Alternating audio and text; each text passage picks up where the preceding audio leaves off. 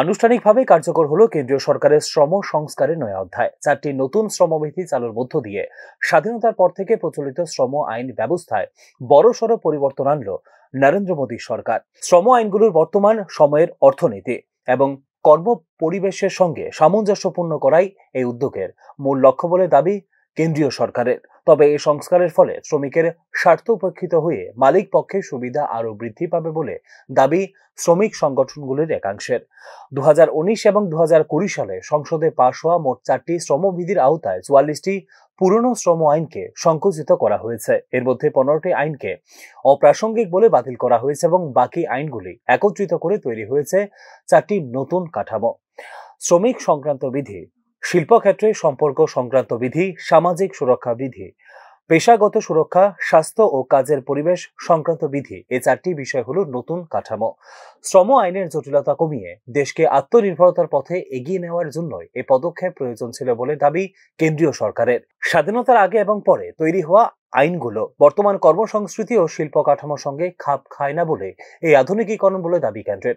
তবে শ্রমিক সংগঠনগুলির মতে নতুন বিধির ফলে মারাত্মকভাবে ক্ষুণ্ণ হওয়ার আশঙ্কা তৈরি হয়েছে শ্রমিক স্বার্থ। সবচেয়ে বড় বিতর্ক উঠেছে প্রতিষ্ঠান পরিচালনার নিয়মে পরিবর্তন নিয়ে। নতুন বিধি অনুযায়ী 300-র কম কর্মী থাকলে কোনো প্রতিষ্ঠান বন্ধ হয়ে যেতে পারে সরকারকে না জানিয়ে। আগের নিয়মে 100 কর্মী থাকলে স্ট্যান্ডিং অর্ডার কার্যকর হতো, যেখানে শ্রমিক বরখাস্ত বা সাসপেন্ড হলে দিতে হতো নোটিশ। এখন সেই সীমা 300 করা হয়েছে, ফলে শ্রমিক অব্যাহতির ক্ষমতা বাড়ল মালিক পক্ষের। শ্রমিক সংগঠনগুলির অভিযোগ, এতে যুক্তিসঙ্গত কারণ ছাড়াই বাড়বে শ্রমিক ছাঁটাই বা প্রতিষ্ঠানে বন্ধ হওয়ার ঝুঁকি। ফলে কর্মক্ষেত্রে অনিশ্চয়তা বাড়বে, কমবে নিরাপত্তা। শ্রম সংক্রান্ত আইন সংবিধানের যুগ্ম তালিকায় থাকায় কেন্দ্রের আইন কার্যকর করতে হলে সংশ্লিষ্ট রাজ্যের অনুমোদন প্রয়োজন। স্বাভাবিক কারণেই এতে বিপত্তি জানিয়েছে কয়েকটি রাজ্য ও কেন্দ্রশাসিত অঞ্চলও।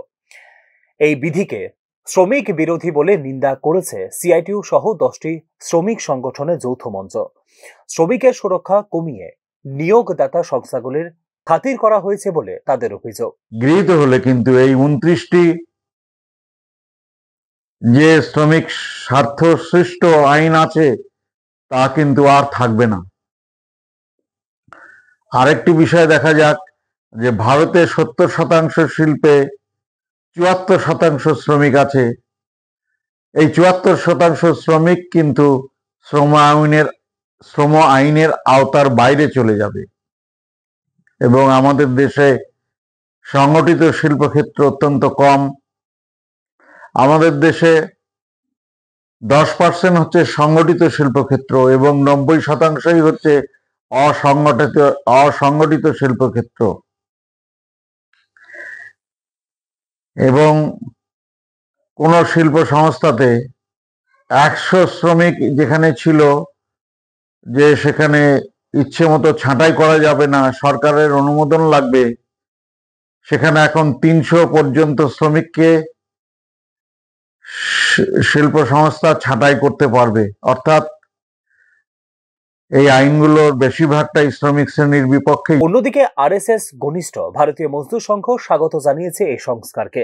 তাদের মতে শ্রম আইন সহজীকরণ ও কেন্দ্রীকরণের ফলে কর্মসংস্থান বৃদ্ধির তৈরি হয়েছে সুযোগ। নতুন শ্রমবিধি বাস্তবে কতটা শ্রমিক বান্ধব বা শিল্প বান্ধব তা সময়ই স্পষ্ট হবে।